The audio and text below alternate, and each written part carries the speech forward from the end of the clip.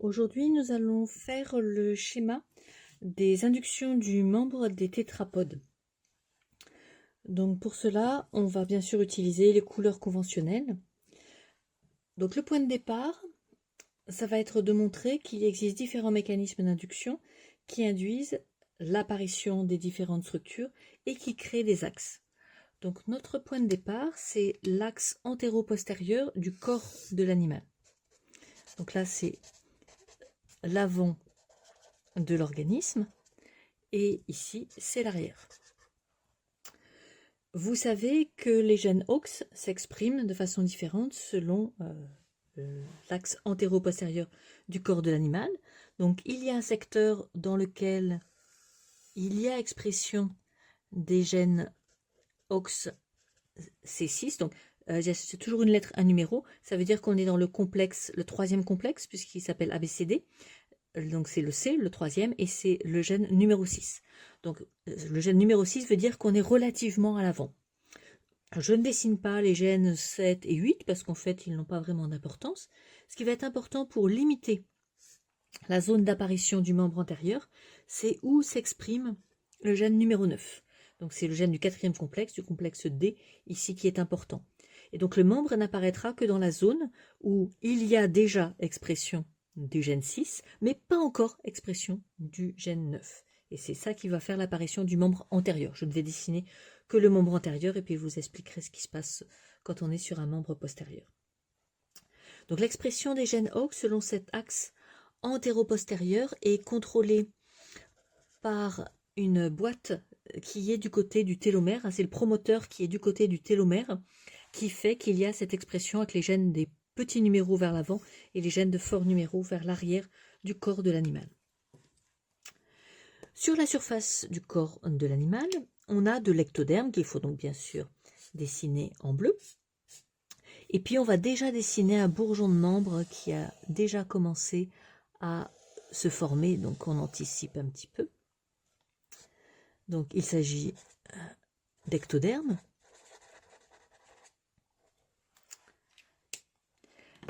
Là où il y a les gènes OXC6 et OXD9, le mésoderme des somites qui est à cet endroit-là exprime les gènes TBX. Donc les gènes TBX sont des gènes qui vont donner l'identité. Il s'agit d'un membre.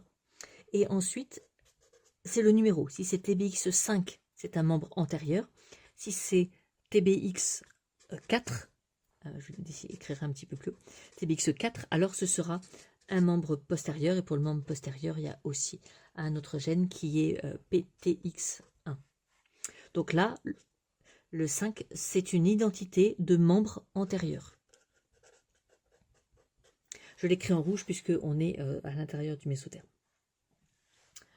Donc c'est ça qui va faire qu'il s'agit d'un mésenchyme qui commence à se multiplier. Et par des expériences, on a montré que c'est le mésenchyme qui fait apparaître la crête ectodermique apicale, donc qui est responsable de la première induction. Je vais leur donner des numéros parce que les inductions se font en cascade. Donc ça veut dire qu'au lieu d'être un simple ectoderme, celui-ci va changer de fonction. Il fait un petit tourlet en surface, que j'ai beaucoup exagéré, qu'on va appeler la crête ectodermique apicale.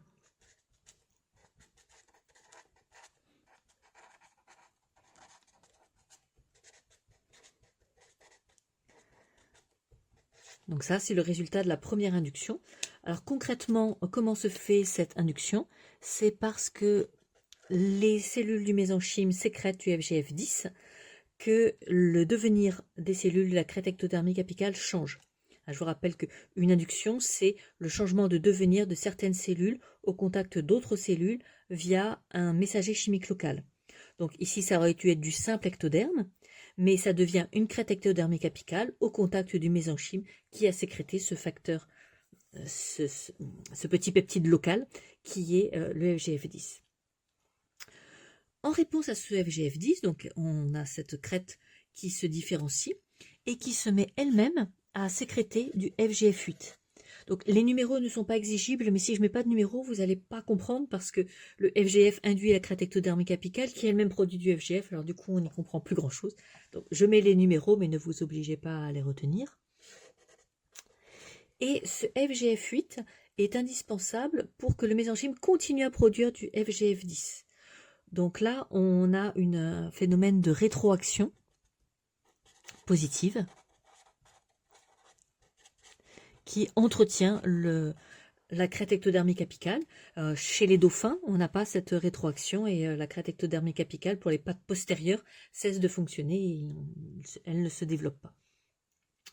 Donc là, on a aussi changé le phénotype des cellules de la crête ectodermique apicale puisqu'elles se mettent à changer de phénotype et à être des productrices de FGF8 et donc à changer aussi le fonctionnement du mésenchyme.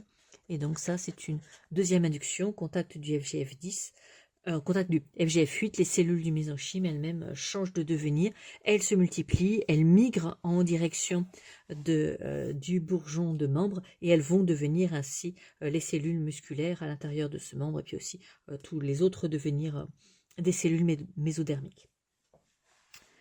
Donc ça, c'est notre deuxième induction. Mais il y a une troisième induction. C'est-à-dire que la crête ectodermique apicale fait progressivement apparaître dans le mésoderme une autre structure. Alors je ne peux pas la dessiner en rouge, je vais la dessiner en rose, on reste dans le mésoderme. Donc elle fait apparaître un secteur qu'on appelle la zone à activité polarisante.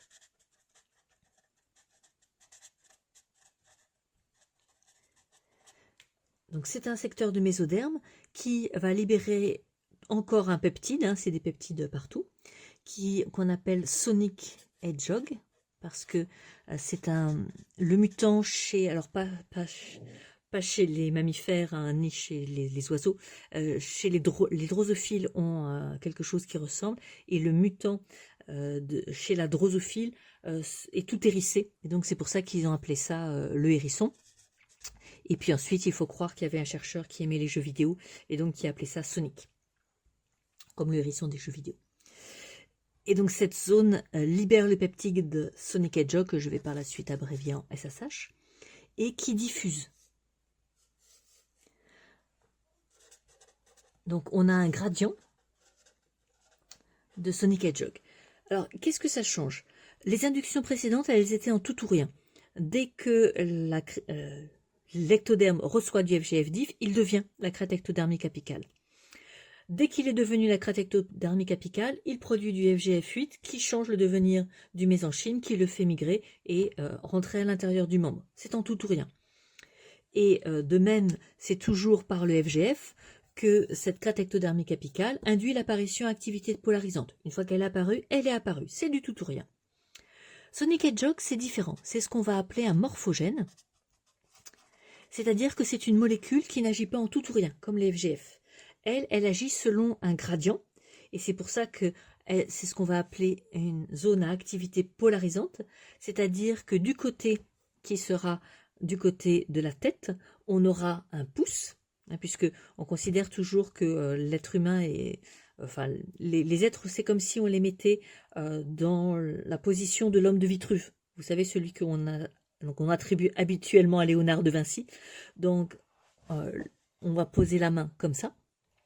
Donc, du côté de l'avant du corps, on aura un pouce. Donc, c'est le nouvel axe antéro-postérieur. Et à l'arrière, un petit doigt. Et en fonction du gradient de Sonic Hedgehog, les doigts deviennent différents.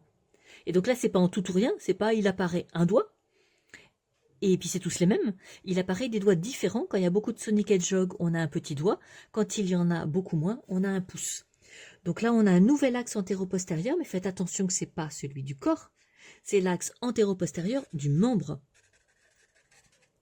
Donc ils ne sont pas construits de la même manière. L'axe antéro-postérieur du corps est basé sur les gènes OX. L'axe antéro-postérieur du membre est basé sur la concentration de Sonic Hedgehog. Donc ça fait apparaître un nouvel axe. Mais il y a ensuite un autre axe qui va se développer selon l'axe proximo-distal. Donc proximo, c'est près du centre du corps de l'animal, enfin sa future colonne vertébrale. Et puis au contraire, distal, c'est quand on s'éloigne de l'axe médian du corps. Donc il se développe plus tard, mais pour des raisons de simplicité, nous on va le dessiner d'emblée ici, on va le superposer, même si c'est pas très joli. Et donc là, ce sont à nouveau des gènes OX qui vont s'exprimer. Donc par exemple, ce qui va donner uniquement les doigts, ce sont les gènes OX13. Quand il n'y a que le gène 13, il y a des doigts. Quand il y a le 12, mais aussi le 11, mais aussi le 10, eh bien on est sur le poignet. Donc tout ça, c'est ce qu'on appelle l'autopode. Les gènes 10 et 11, eux, ils s'expriment aussi un petit peu plus loin. Et donc là, on va avoir le radius et le petit os stabilisateur qu'on appelle autrefois le cubitus, qu'on appelle aujourd'hui l'ulna. Et puis, quand on n'a plus que le 10, donc ça c'est le zygopode. Et puis quand on n'a plus que le 9 et le 10, à ce moment-là, on va avoir au contraire un seul os et on a l'humérus, donc ce qu'on appelle aussi le stylopode. Et donc là, ce sont à nouveau des gènes OX, mais ils ne s'expriment pas selon l'axe antéro-postérieur du corps, ils s'expriment à 90 degrés selon l'axe proximo-distal. Et donc ça peut paraître extrêmement surprenant que les mêmes gènes OX soient contrôlés pour une expression dans un sens et une expression dans l'autre, mais c'est parce qu'à ce moment-là, on utilise un autre promoteur, et c'est le promoteur du côté du centromère qui va contrôler leur expression proximo-distale. Et donc on voit qu'il y a deux axes là qui se sont créés, un axe proximo-distal basé sur les gènes OX et un axe antéro-postérieur basé sur le gradient de Sonic-Hedgehog. Il existe aussi un axe dorso-ventral, mais qui n'est pas au programme. Donc, on n'oublie pas de mettre le titre qui est un schéma des inductions en cascade. Ça, c'est tout ce qu'on a dessiné en couleur. Et des axes de polarité lors de la formation du membre chiridien. Donc, chiridien, ça veut dire en trois parties.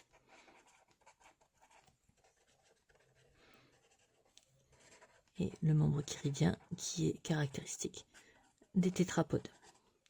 Donc peut-être pour qu'on le voit mieux, j'ai pas matérialisé cet axe, mais on peut le rematérialiser, qui a bien un axe antéro-postérieur du membre, ainsi qu'un axe proximo-distal et un dorso-ventral, mais dont les mécanismes sont connus, c'est juste qu'ils ne sont pas au programme.